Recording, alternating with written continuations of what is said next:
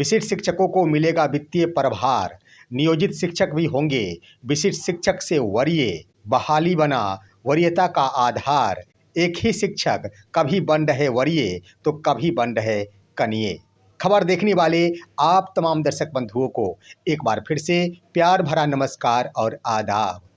दोस्तों, आज का यह वीडियो काफ़ी खास होने वाला है और साथ ही यह वीडियो बिहार में कार्यरत बीपीएससी शिक्षक, विशिष्ट शिक्षक, नियोजित शिक्षक और साथ ही नियमित शिक्षकों से संबंधित है, जिसके संबंध में वरीयता के साथ साथ शिक्षकों को मिलने वाले प्रभार के संबंध में हम विस्तार पूर्वक चर्चा करेंगे। इससे पहले हमारी गुजारिश होगी कि अगर आपने अभी तक हमारे इस चैनल सुसत्य वचन को सब्सक्राइब नहीं किए हैं तो कृपया अभी सब्सक्राइब कर लेंगे। दोस्तों, बिहार शिक्षा जगत के अंतर्गत शिक्षक का पद एक वैसा पद है जिसके अंतर्गत वरीय और कनीय को लेकर बराबर ही घमासान जारी रहता है। शिक्षकों के बीच में आपसी तनाव बने रहते हैं कि हम वरीय हैं तो हम वरीय हैं, लेकिन शिक्षा विभाग इन सभी के घमासान को बिल्कुल समझती है और उस समझ के अनुरूप ही शिक्षा विभाग की ओर से वैसे प्रक्रियाओं का निर्धारण किया गया है जिसने स्पष्ट कर दिया कि ना तो कोई शिक्षक को लगातार वरीय रहने दिया जाएगा और ना ही कनीय रहने दिया जाएगा। ये सिलसिला बदलते रहेगा। दोस्तों, आइए हम बिंदुवार तरीकों से इस पर जानकारी प्राप्त करते हैं। सबसे पहले आइए विशिष्ट शिक्षकों के संबंध में वित्तीय प्रभार संबंधी एक पत्र जारी कर दिया गया है। यह पत्र एक प्रखंड शिक्षा पदाधिकारी की ओर से जारी किया गया है।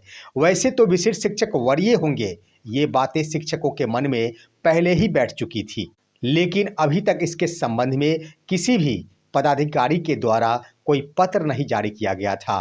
अब यह पत्र पश्चिमी चंपारण जिले की ओर से जारी कर दिया गया है। दोस्तों, आइए जानते हैं इस पत्र में क्या कुछ उल्लेख किया गया है। सबसे पहले यह पत्र पश्चिमी चंपारण जिले के एक प्रखंड शिक्षा पदाधिकारी भितहा प्रखंड की ओर से जारी किया गया है, जो पत्र आपके स्क्रीन पर है। इस पत्र में उल्लेख किया गया है, जिला शिक्षा पदाधिकारी पश्चिमी चंपारण के ज्ञापांक 736 दिनांक 8/2/2025 के आलोक में जिस उत्क्रमित मध्य विद्यालय मध्य विद्यालय में अन्यत्र विद्यालय के प्रधानाध्यापक वित्तीय प्रभार में है को निरस्त करते हुए तत्संबंधी निम्नलिखित आदेश निर्गत किया जाता है। जिस उत्क्रमित मध्य विद्यालय मध्य विद्यालय में वरीयतम विशिष्ट शिक्षक पदस्थापित हैं, उन्हें वित्तीय प्रभार हेतु प्राधिकृत किया जाता है। दूसरा बिंदु है, वरीयतम विशिष्ट शिक्षक की अनुपलब्धता की स्थिति में बीपीएससी टीआरई 1 के वरीयतम विद्यालय अध्यापक को प्राधिकृत किया जाता है। और तीसरे क्रम में उल्लेख किया गया है कि वरीयतम बीपीएससी टीआरई 1 के विद्यालय अध्यापक की अनुपलब्धता की स्थिति में वरीयतम बीपीएससी टीआरई 2 के विद्यालय अध्यापक को प्राधिकृत किया जाता है। आगे लिखा गया है, एतव उपरोक्त निर्देशानुसार प्रखंडाधीन उत्क्रमित मध्य विद्यालय के अन्यत्र विद्यालय के प्रभारी प्रधानाध्यापक वरीयतम विशिष्ट शिक्षक वरीयतम बीपीएससी टीआरई 1 के विद्यालय अध्यापक वरीयतम बीपीएससी टीआरई 2 के विद्यालय अध्यापक को निर्देशित किया जाता है कि वित्तीय प्रभार शैक्षणिक प्रभार का आदान प्रदान करते हुए प्रभार सूची की अभिप्रमाणित छाया प्रति अधोहस्ताक्षरी को उपलब्ध कराना सुनिश्चित करेंगे। इसे गंभीरता से लेंगे। दोस्तों, यह पत्र जारी किया गया है 13 फरवरी 2025 को। इस पत्र के माध्यम से यह उल्लेख कर दिया गया है कि जिस विद्यालय में अन्य किसी विद्यालय के शिक्षक आकर विद्यालय का प्रभार संभाले हुए हैं, अब उस विद्यालय के प्रभार संभालेंगे विशिष्ट शिक्षक। इसमें इस बात का भी उल्लेख कर दिया गया है कि अगर उस विद्यालय में एक भी विशिष्ट शिक्षक नहीं है तो वहां का प्रभार संभालेंगे विद्यालय अध्यापक बीपीएससी टीआरई 1 के। उसके बाद ये भी उल्लेख कर दिया गया है कि अगर ना तो विशिष्ट शिक्षक है और ना ही बीपीएससी टीआरई 1 के विद्यालय अध्यापक है, उस स्थिति में बीपीएससी टीआरई 2 के विद्यालय अध्यापक वहां का प्रभार संभालेंगे। दोस्तों, इस पत्र में खास बात यह है कि इसमें नियोजित शिक्षक की चर्चा नहीं की गई है। नियोजित शिक्षकों को सबसे निचले पायदान पर रखा गया है और यह पत्र सोशल मीडिया पर काफ़ी ट्रेंड भी कर रहा है कि सबसे वरीय नियमित शिक्षकों को दिया गया है। उसके बाद सोशल मीडिया पर शिक्षकों ने विशिष्ट शिक्षक को दर्जा दिया है, उसके बाद टीआरई 1 को दर्जा दिया गया है, उसके बाद टीआरई 2 को दर्जा दिया गया है और सबसे अंत में फिलहाल जो नियोजित शिक्षक हैं उन्हें दिया गया है। यानी इसका मतलब है कि सबसे ऊपरी पायदान पर नियमित शिक्षकों को रखा गया है और सबसे निचले पायदान पर वर्तमान में जो नियोजित शिक्षक हैं उन्हें रखा गया है। सबसे ऊपर नियमित शिक्षक, उसके बाद विशिष्ट शिक्षक, यानी नियमित शिक्षक के बाद विशिष्ट शिक्षकों को वरीय बना दिया गया है। यानी उनकी नियुक्ति तिथि के आधार पर, उनकी बहाली के आधार पर उन्हें वरीय करार दे दिया गया है। भले ही शिक्षक 1 जनवरी को राजकर्मी का दर्जा प्राप्त किए हैं, उससे पहले नवंबर 2023 में ही राजकर्मी के रूप में विद्यालय अध्यापक नियुक्त हो गए थे, लेकिन उन्हें जूनियर करार दे दिया गया। यानी इसका सीधा अर्थ हो गया कि बहाली ही वरीयता का निर्धारण करता है और बहाली ही वरीय का आधार बना है। अब आइए दोस्तों, यहाँ पर देखते हैं नियोजित शिक्षकों के बारे में। मैं आपको स्पष्ट कर देना चाहता हूँ कि जो शिक्षक आज की तिथि में नियोजित शिक्षक हैं, वो शिक्षक विशिष्ट शिक्षक से भी वरीय होंगे।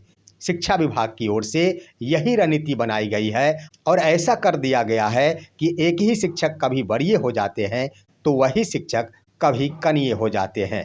जैसा आपने देख लिया कि इससे पहले जब तक शिक्षक विशिष्ट शिक्षक का दर्जा प्राप्त नहीं किए थे, तब तक बिहार के विद्यालय अध्यापक जो TRE 1 के तहत बहाल हुए थे वो वरीय माने जा रहे थे। हालांकि इस पर बवाल भी हुआ था और शिक्षा विभाग की ओर से तत्काल इसे स्थगित रखने का आदेश दिया गया था।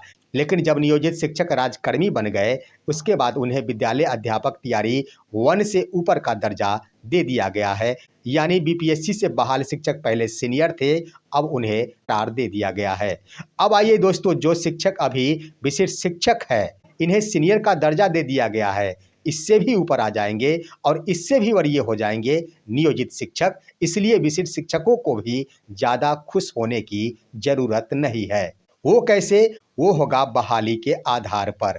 उदाहरण के रूप में आप देख ले कि कोई एक ऐसा विद्यालय है जहां वर्ष 2014 के बहाल नियोजित शिक्षक वर्तमान में विशिष्ट शिक्षक का दर्जा प्राप्त कर लिए हैं। वहां अगर वित्तीय प्रभार लेना है तो वर्तमान में वही शिक्षक वित्तीय प्रभार लेंगे। उसी विद्यालय में अगर वर्ष 2006 के बहाल नियोजित शिक्षक है और वो सक्षमता 1 के अंतर्गत राजकर्मी का दर्जा प्राप्त नहीं किए हैं, तो वर्तमान में वो शिक्षक विशिष्ट शिक्षक से जूनियर ही रहेंगे, उन्हें वित्तीय प्रभार नहीं मिल सकेगा। लेकिन वही शिक्षक अगर सक्षमता 2 के अंतर्गत राजकर्मी का दर्जा प्राप्त कर लेते हैं, या फिर सक्षमता 3 हो, सक्षमता 4 हो, सक्षमता 5 हो, कोई भी परीक्षा पास कर जिस तिथि को वो शिक्षक राजकर्मी का दर्जा प्राप्त कर लेंगे, वो शिक्षक वर्ष 2014 में बहाल शिक्षक जो सक्षमता 1 के अंतर्गत राजकर्मी का दर्जा प्राप्त किए हैं, उनसे सीनियर हो जाएंगे।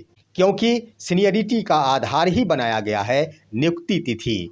जैसा कि वर्तमान में 1 जनवरी को राजकर्मी बनने के बाद शिक्षक वरीय घोषित कर दिए गए, ठीक उसी प्रकार जिस तिथि को भी जब भी शिक्षक राजकर्मी का दर्जा प्राप्त कर लेंगे, उनकी बहाली ही उनकी वरीयता का आधार होगा। सिर्फ व सिर्फ अंतर रख दिया गया है राजकर्मी का दर्जा के रूप में। तो ये प्रक्रिया निर्धारित कर दी गई है। एक ही शिक्षक को कभी सीनियर बना दिया जाता है तो कभी जूनियर बना दिया जाता है, जैसा आपने उदाहरण में देख लिया। अब आइए दोस्तों, इसके संबंध में एक पत्र भी जारी किया गया था। वो पत्र आपके स्क्रीन पर है। आइए जानते हैं उस पत्र में क्या कुछ उल्लेख किया गया है। दोस्तों, यह पत्र सुपौल जिला की ओर से 6 फरवरी 2025 को जारी किया गया था, जो है जिला कार्यक्रम पदाधिकारी स्थापना सुपौल सह प्रखंड शिक्षा पदाधिकारी सुपौल की ओर से एक प्रधानाध्यापक उत्क्रमित मध्य विद्यालय जीवछपुर सुपौल को लिखा गया था। इसका विषय था वरीयता निर्धारण के संबंध में। प्रसंग है आपका पत्र पत्रांक 4 दिनांक 30/1/2025। महा से उपर्युक्त विषय संबंध में अंकित करना है कि आपके द्वारा वरीयता निर्धारण हेतु मार्गदर्शन की मांग की गई है। उक्त के संबंध में अध्यावधि एकमात्र पत्र अपर मुख्य सचिव शिक्षा विभाग बिहार पटना के ज्ञापांक 2759 दिनांक 20/11/2024 संदर्भित है, जिसमें साफ अंकित है कि इस नियमावली के तहत नियुक्त विद्यालय अध्यापक का संवर्ग राजकर्मी के श्रेणी के तहत होते हैं, जबकि स्थानीय निकाय शिक्षकों की नियमावली भारत के संविधान के अनुच्छेद 243(6) के तहत अधिसूचित की गई है, जो राजकर्मी श्रेणी के तहत नहीं होते हैं। सरकार के समक्ष स्थानीय निकाय शिक्षकों को अनुभव के आधार पर विद्यालय अध्यापक जो बिहार लोक सेवा आयोग द्वारा नियुक्त है से वरीय बनाने हेतु कोई भी प्रस्ताव विचाराधीन नहीं है। अस्तु विशिष्ट शिक्षक स्थानीय निकाय के शिक्षकों से वरीय होंगे, वरीयता के शेष नियमावली पूर्व नियमावली ही लागू होंगे। यानी इस पत्र के माध्यम से एक विद्यालय के प्रधानाध्यापक के द्वारा प्रखंड शिक्षा पदाधिकारी से यह मार्गदर्शन मांगा गया था कि विद्यालय अध्यापक और नियोजित शिक्षकों की तुलना में अनुभव के आधार पर नियोजित शिक्षक वरीय होंगे या फिर नहीं होंगे। दोस्तों, इस पत्र के माध्यम से यह उल्लेख कर दिया गया कि बिहार सरकार की ओर से ऐसा कोई भी प्रावधान नहीं किया गया है जिसके तहत अनुभव के आधार पर नियोजित शिक्षकों को बीपीएससी से बहाल शिक्षकों से वरीय बनाया जाए। इसलिए वर्तमान व्यवस्था के तहत विशिष्ट शिक्षक स्थानीय निकाय यानी नियोजित शिक्षकों से वरीय होंगे। लेकिन इस पत्र के माध्यम से दोहरी नीति अपनाई गई। यहाँ पर स्पष्ट नहीं किया गया कि बीपीएससी से बहाल शिक्षकों से वरीय होंगे विशिष्ट शिक्षक। सिर्फ व सिर्फ यह चर्चा कर दी गई कि विशिष्ट शिक्षक स्थानीय निकाय के शिक्षकों से वरीय होंगे, यानी अनुभव के आधार पर वरीय बनाने की बात अभी तक नहीं की गई है। लेकिन दोस्तों, राजकर्मी बनने के बाद जो पत्र पश्चिमी चंपारण जिले की ओर से जारी किया गया है उसके आधार पर तो स्पष्ट हो गया है कि अनुभव के आधार पर ही शिक्षक राजकर्मी बने हैं और वो वरीय हो सकते हैं। दोस्तों, आप नज़र दौड़ाएंगे तो आपको स्पष्ट हो जाएगा। वास्तव में अभी जो वर्तमान प्रावधान किया गया है वह ज़्यादा कुछ नहीं है। बहाली यानी नियुक्ति तिथि के आधार पर ही शिक्षकों को वरीय घोषित किया गया है। जिसकी बहाली सबसे पहले हुई है, आज भी वही शिक्षक वरीय होंगे। जिस जिस क्रम में शिक्षकों की बहाली हुई है उसी क्रम में उनकी वरीयता का निर्धारण होगा। रह गई बात, बीच का एक मुद्दा बन गया है राजकर्मी का होना। वर्तमान में बीपीएससी के माध्यम से बहाली कर ली गई है और वो राजकर्मी के रूप में बहाली की गई है, तो उसके अनुरूप बनाने के लिए ही सक्षमता परीक्षा का आयोजन किया गया है। हालांकि इस बार नियम पलट दिया गया था। ऐसा ही मुद्दा बना था वर्ष 2006 का, जिस वक्त शिक्षा मित्रों की बहाली हुई थी और सरकार को पंचायत और प्रखंड शिक्षकों की बहाली करनी थी। उससे पहले ही शिक्षा मित्रों को पंचायत, प्रखंड, नगर शिक्षकों का दर्जा दे दिया गया था और दर्जा प्राप्त हो जाने के बाद ही पंचायत, प्रखंड और नगर शिक्षकों की बहाली शुरू की गई थी। लेकिन इस बार वर्ष 2023 से यह प्रक्रिया पलट दी गई है। पहले बहाली कर ली गई है और उसके बाद शिक्षकों को उसके समकक्ष बनाया जा रहा है, यानी राजकर्मी का दर्जा प्रदान किया जा रहा है। और जब जब शिक्षक राजकर्मी का दर्जा प्राप्त होते रहेंगे उनकी सीनियरिटी बनती चली जाएगी। यही आधार बनाया गया है। इसलिए हम अंत में कहना चाहेंगे कि जो भी शिक्षक आज अपने आप को सीनियर कह रहे हैं उन शिक्षकों को ज़्यादा खुश होने की ज़रूरत नहीं है। कहीं एक ही शिक्षक सीनियर होंगे तो कहीं वो शिक्षक जूनियर हो जाएंगे। इतना ही नहीं, उसी विद्यालय में वो शिक्षक कभी सीनियर हो जाएंगे तो कभी जूनियर हो जाएंगे।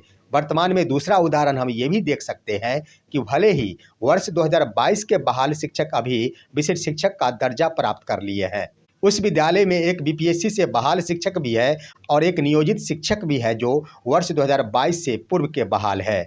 वो विशिष्ट शिक्षक का दर्जा प्राप्त नहीं किए हैं, तो उस विद्यालय में वर्ष 2022 में बहाल शिक्षक ही सबसे सीनियर होंगे। दूसरा स्थान होगा बीपीएससी से बहाल शिक्षक का और तीसरा स्थान होगा नियोजित शिक्षक जो अभी तक विशिष्ट शिक्षक नहीं बने हैं।